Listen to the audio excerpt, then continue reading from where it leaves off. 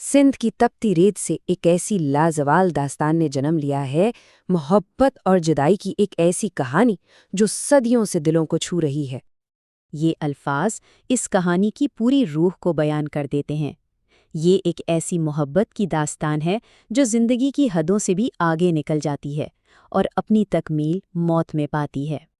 तो चलिए इस दास्तान में ज़रा गहराई में उतरते हैं और समझते हैं कि ये दो मोहब्बत करने वाले किन दो बिल्कुल मुख्तलिफ दुनियाओं से ताल्लुक़ रखते थे। देखिए कि उनकी मोहब्बत की कहानी में समाजी फ़र्क कितना वाज़ेह है। एक तरफ है कैच मकरान का शहज़ादा पन्नो और दूसरी तरफ भुंभुर की सस्सी जिसे एक धोबी ने पाला था। मतलब उनका रास्ता शुरू से ही आसान नहीं था। जब पन्नू ने सस्सी की खूबसूरती के किस्से सुने ना, तो वो खुद को रोक ही नहीं पाया। वो अपना शाही घर बार सब कुछ छोड़कर भंबोर पहुंचा और कहते हैं कि जब उनकी नज़रें मिली तो बस ये रूहों का मिलाप था। ज़रा पन्नों के अज़्म की गहराई तो देखिए।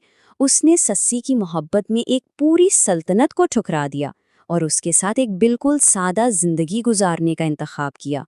ये इस बात का सबूत था कि उसकी मोहब्बत किसी भी शानो शौकत से बहुत आगे थी। लेकिन जहाँ इतनी गहरी मोहब्बत हो, वहाँ किस्मत का इम्तिहान भी उतना ही सख्त होता है। अब कहानी का रुख बदलने वाला है, जहाँ रोमांस की जगह सस्पेंस और ख़ानदानी मुखालफत ने ले ली। असल में आने वाले धोखे की वजह मोहब्बत और समाजी मर्तबे का टकराव था। पिन्नू के ख़ानदान के लिए ये रिश्ता उनकी शाही इज्जत पर एक दाग जैसा था। और उनका मंसूबा कितना जालिमाना और सोचा समझा था। पिन्नू के भाइयों ने पहले तो खुशी का नाटक किया, जश्न मनाया, और फिर जैसे ही मौका मिला अपने ही भाई को धोखा देकर बेहोशी की हालत में अगवा करके ले गए। पिन्नू के जाने के बाद अब कहानी का सारा मरकज़ सुसी बन जाती है। उसका फौरी और अटल फैसला उसकी बेपनाह मोहब्बत की गवाही देता है।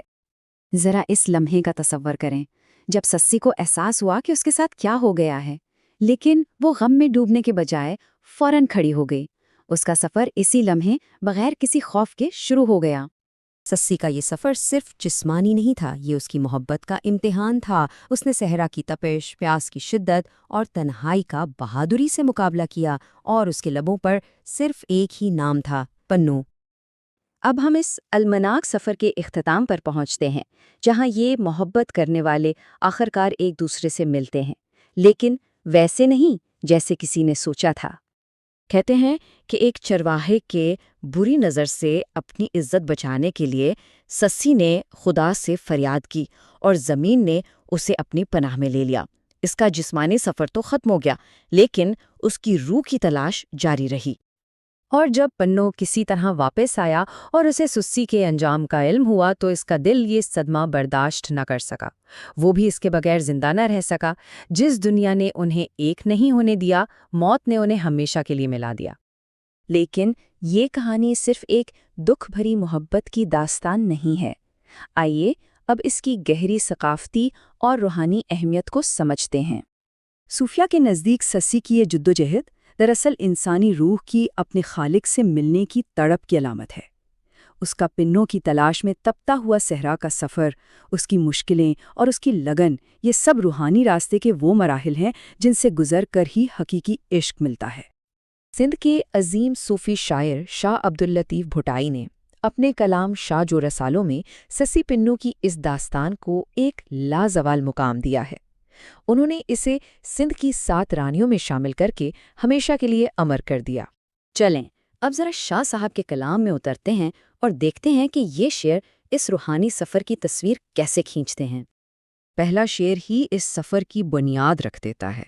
ये एक ऐसी आग है जिससे फ़िरार मुमकिन नहीं, जिसमें ज़िंदगी भर जलना है। लेकिन सवाल ये है कि जलने के सिवा कोई रास्ता क्यों नहीं है? ये कैसी मजबूरी है? बात यह है कि जब रूह एक बार अपने महबूद हकीकी को पहचान लेना, तो फिर ये सफ़र कोई चॉइस नहीं रहता, ये मजबूरी बन जाता है। ये जलना असल में इश्क की वो आग है, वो तड़प है जो हर पल, हर लम्हा लगी रहती है। अब रास्ते में चाहे दुनिया की मुश्किलों की गर्मी हो या तन्हाई की सर्दी, سالک کے لیے آرام یا سکون کا کوئی سوال ہی پیدا نہیں ہوتا۔ اور اسی مسلسل چلنے کی کیفیت کو اگلا شعر اور واضح کرتا ہے۔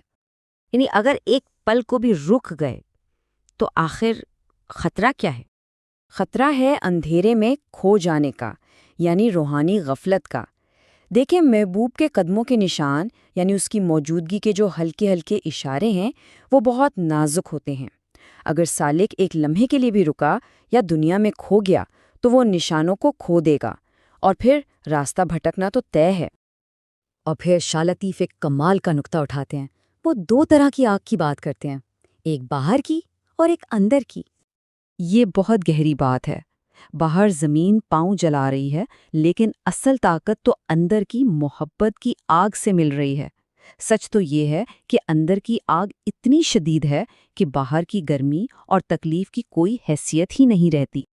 سفر کی اس شدت کے بعد بات آتی ہے وفاداری کی، ایک ایسے عہد کی جو سالک اپنے مقصد سے کرتا ہے۔ یہ جو آپ شعر دیکھ رہے ہیں، یہ صرف شاعری نہیں، یہ ایک قسم ہے، ایک عہد ہے۔ سسی یہاں اپنی وفاداری کا سب سے بڑا ثبوت دے رہی ہے۔ اس قسم کا مطلب سمجھے کہ محبوب کو بھول جانا سیدھا سیدھا روحانی موت ہے۔ وہ مثال دیتی ہے صحرا کے ایک چھوٹے سے پرندے کی جو گرم ہوا کے ایک جھونکے سے مر جاتا ہے۔ وہ کہتی ہے کہ بالکل اسی طرح اگر محبوب کی یاد میرے دل سے ایک پل کو بھی نکلی تو میری روح بھی ختم ہو جائے گی۔ گویا اس کی پوری ذات، اس کا پورا وجود صرف اسی ایک یاد پر قائم ہے۔ اور پھر آتا ہے اس سفر کا نچوڑ، ایک حتمی ریئلائزیشن، ایک آخری ادراک۔ آخر میں سسی کو یہ ادراک ہوتا ہے کہ جسے وہ اب تک صرف محبت، ایک جذبہ سمجھ رہی تھی، وہ اصل میں محبت نہیں بلکہ ایک پاک کرنے والی آگ تھی۔ یہ وہ آگ ہے جو انسان کے اندر کی ہر خواہش، ہر خوٹ کو جلا کر راکھ کر دیتی ہے، تاکہ روح بالکل خالص ہو جائے اور اپنے محبوب سے ملنے کے قابل ہو سکے۔ تو یہ نظم ہمیں ایک بہت گہرے سوال کے ساتھ چھوڑ جاتی ہے۔ سسی نے تو پنوں کے قدموں کے نشان ڈھونڈے، لیکن ہم سب کی زندگیوں میں وہ کون سے ہلکے ہلکے اشارے ہیں، وہ کون سے قدموں کے نشان ہیں جو ہمیں ہمارے حقیقی مقصد کی طرف لے جاتے ہیں؟ اس پر سوچنے کی ضرورت ہے۔